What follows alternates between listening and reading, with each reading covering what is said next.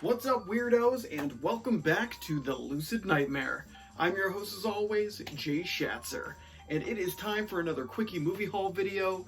I got a nice chunky one here for us, a lot of good stuff, all genres like normal, and yeah, well, let's just dive right in and let me show you what I have been adding to the collection behind me, and a lot of epic ones. So let's go. First up, we're going to start off with a really strange and weird, unusual horror flick with a sci-fi twist. It is pretty maddening. It's very, very strange, very, very unusual. Spanish flick that combines horror, universal horror monsters with a almost like a spy kind of twist where a diabolical genius or mad scientist is trying to take over the world. It's weird. I can't even explain how strange this movie is, but it is Assignment Terror. And yeah, it is unusual to say the least. It's pretty much centers around a mad scientist who wants to take over the world.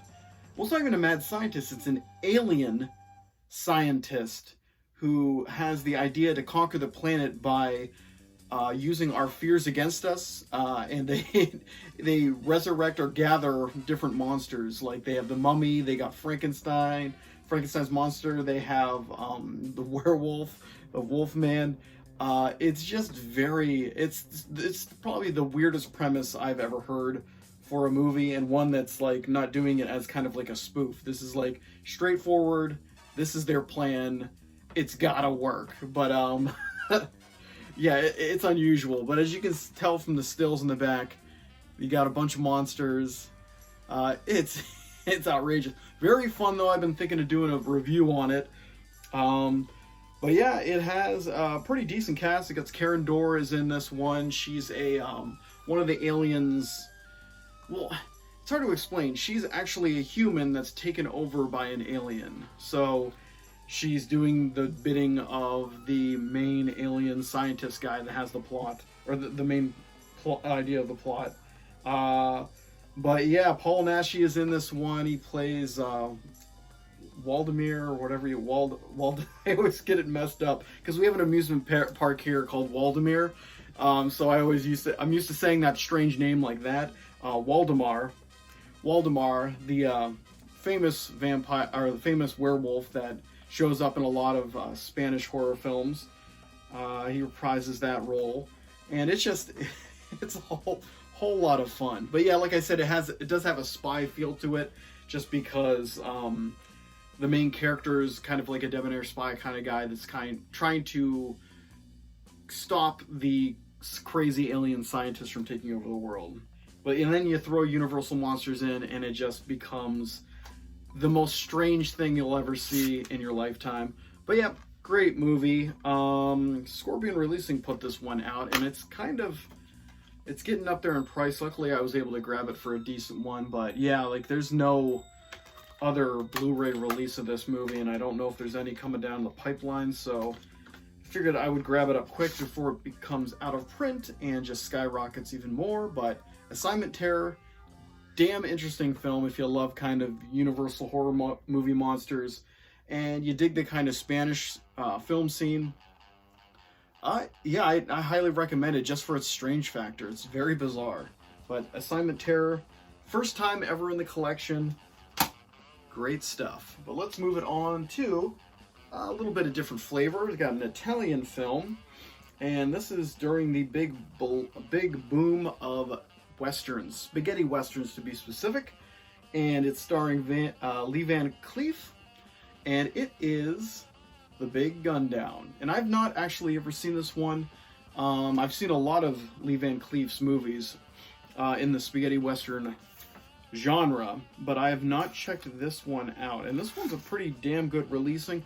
It's from Grindhouse Releasing, and Grindhouse really goes kind of above and beyond, almost too much in their releases. They really jam-pack it. I mean, this thing is thick. This thing is actually really thick and jam-packed with a whole bunch of stuff.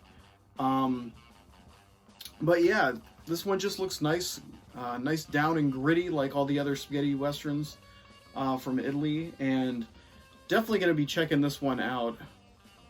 because it does look like it's pretty damn awesome. You got the inside cover is the original kind of Italian poster, so that's pretty awesome.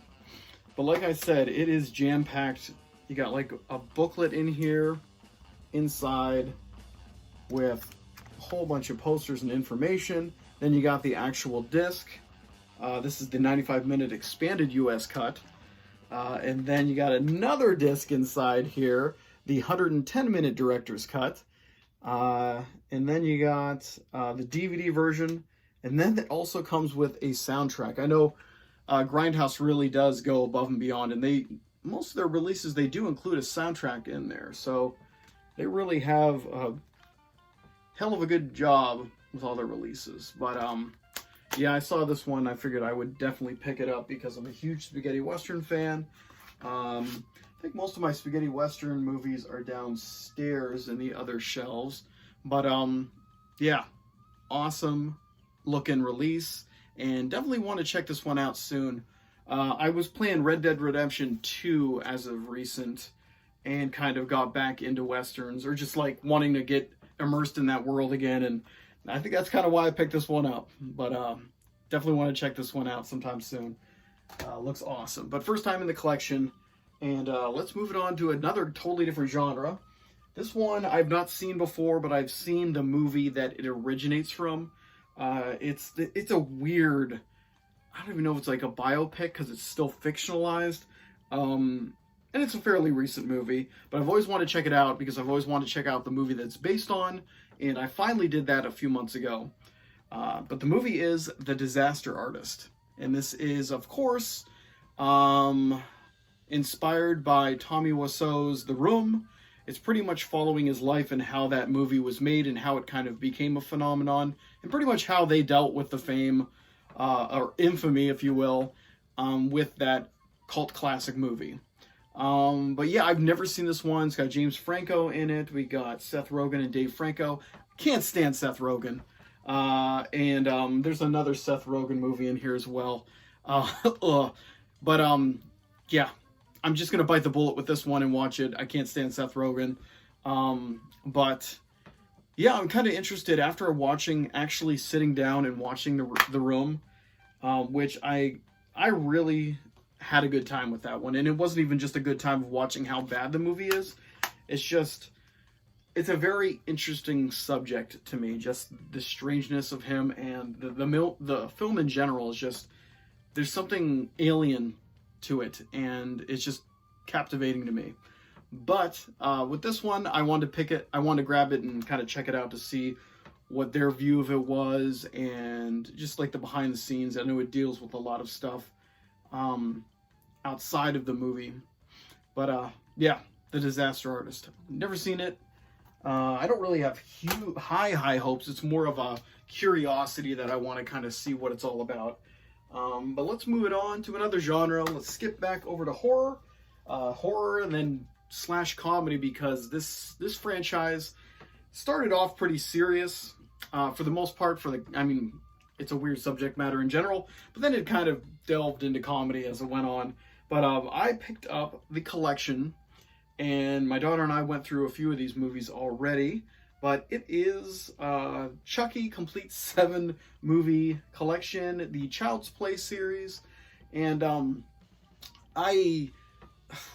it's tough. Like, I never really was a huge fan of this way back in the day when they first started coming out. I had a thing where I did not like inanimate objects coming to life, where I scoffed at the idea.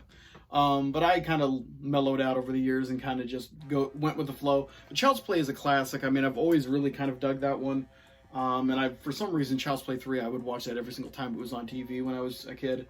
But yeah, I've only seen, well now, all right, my daughter and I watched parts 1, 2, 3, and then we watched Bride of Chucky, and that's where she said, I'm out. So she tapped out when it started getting really goofy. She was into it when it was kind of really hardcore and mean-spirited, with that horror element really in place, but she kind of lost interest after it went into its comedic outings. But yeah, the collection's pretty badass. Got it for a really decent price because I know some people are selling it for like 40 something, but I got it way under half price in that. Yeah, and I never really owned any of these ones, so I wanted to kind of get all the collection in. But it's got them all in there in the little sleeve thingies or whatever you call them. Boop, boop. And yeah. But yeah, my daughter and I had a blast with them up to that point. But it's just nice to have them in the collection because I do love 1 with a passion. 3 I have a real soft spot for. 2 I never really watched it that much. I think it was kind of the first time I really sat down and watched it when we watched it together. But yeah, the first 3 solid.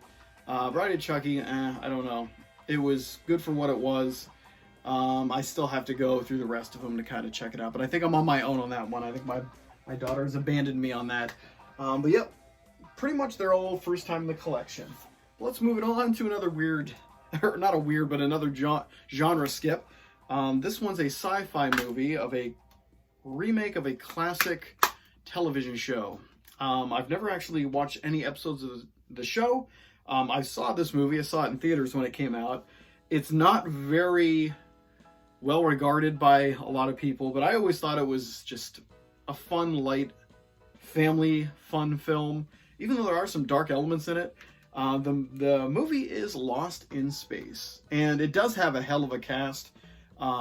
Just a great cast. Some annoying kind of child actors, but I don't think they could have been a lot more annoying. But yeah, I just enjoy it for the story it is. I mean, Gary Oldman's awesome in it. He really elevates it. John Hurt elevates it too. Matthew, what the hell's his name? Shit. The guy from Friends, Matt LeBlanc. He does a good job as a soldier, but he definitely lowers the bar a bit, and just like the rest of like those two, Gary Oldman and John Hurt really elevate it, and then he kind of brings it down a little bit to earth. Heather Graham's decent enough in it, hot. And then what was that, Mimi Driver, or what's her name? Mimi Rogers. Yeah, she does a great job as the mother as well. And like I said, the kids kind of annoying, but whatever. Lost in Space, great special effects as well. I mean, maybe not on the little monkey creature, but yeah, it's fun. It's going in the sci-fi. It's a good escapism kind of movie. But let's move it on to a classic witchcraft movie, teen witch high school horror flick. Well, maybe a little bit of comedy splashed in there, but it's always been a favorite of mine. It is The Craft, with an excellent cast. Fairuza Balk is frightening in this movie, but the rest of the cast are great. Nev Campbell, it's around her scream kind of thing, so she just plays a side character in this, but really awesome stuff. Great effects, great story, just a coming of age kind of story of a girl who's new in town, gets mixed up with these kind of outsiders in the high school that she's starting at, and they dabble in witchcraft, and kind of antics ensue. So it's really like a teen high school kind of story, but with a very witchcraft edge. Really cool stuff. If you haven't seen it, definitely check it out. It's always been a favorite of mine, and I've never really had it in the collection until now, so it's nice to have it in there. And yeah, they say it's a mix of Heathers and horror, but Heathers is really tongue-in-cheek, so that's kind of a hard comparison, but it's got that click kind of element to it. But all teen kind of drama comedies do. Let's keep going. I am at 14 minutes. I didn't expect it to go this long, so let's do one more. Well, let's do one more. I said there was going to be a Seth Rogen movie. It's not him, it's his voice. He does okay in the role, but he's a side character. But the movie is the Super Mario Brother movie that came out recently with Chris Pratt as Mario. Amazing film, really awesome, captures the games. I grew up in the games. My first entertainment system was the Nintendo when it came out. I rented Legend of Zelda, and of course Mario Brothers, the original one came with it, and Duck Hunt. And I was hooked on Mario ever since, and now my daughter probably, I think she's like a bigger Nintendo or Mario fan than I ever was. She's always got her Switch, she's always playing all the different games, playing Paper Mario right now. But yeah, we went and saw this when it came out in theaters, and we loved it to death. Really just great elements of bringing a lot of the Mario franchises together, like with the Mario Kart scenes and things like that, and just a lot of callbacks to the games, shit ton of Easter eggs. You have to watch it multiple times to kind of pick up on all of it. But yeah, I was getting them. I was getting most of them in the theater watching it. I was just really into the film. Really good. Not a really complex story, but it tackles everything it needs to do to kind of introduce people that don't know about Mario, if they don't, and kind of satisfy those people that are diehard, lifelong Mario fans that really know what they're know the subject matter. But great film, fun, and got a lot of heart. But yep, that is, I guess that's, we'll do that for this one. Really awesome stuff.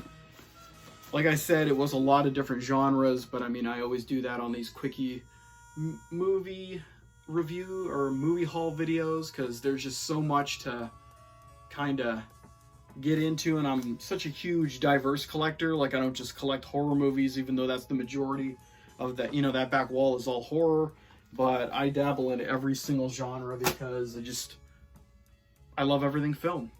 But guys, that's it for me today. Hope you enjoyed that one, and I hope you like what I'm doing here. If you do, please like and subscribe, and if you have time, leave a comment below, because I love hearing from you. But until then, I will see you all the next Lucid Nightmare. See ya!